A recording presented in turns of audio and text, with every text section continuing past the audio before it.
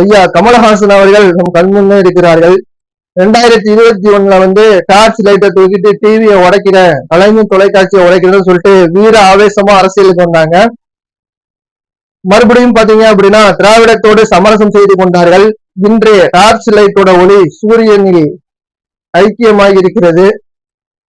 அதுபோல் இல்லாமல் தனித்துவத்தோடு தமிழ்நாட்டுக்கான அரசியலை தமிழக வெற்றி கழகத்தினர் முன்னெடுக்க வேண்டும்.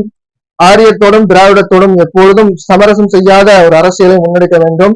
அப்படி முன்னெடுக்கும் பொழுது நிறைய விமர்சனங்கள் வரும். எந்த அளவுக்கு என்றால் தனிமனித தாக்குதல்கள் என எல்லை மீறி திராவிடத்துக்கும் ஆரியத்துக்கும் எந்த அளவுக்கு விமர்சிக்கணுங்கிற ஒரு எல்லையே இல்லாதது போல் விமர்சனங்கள் வரும்.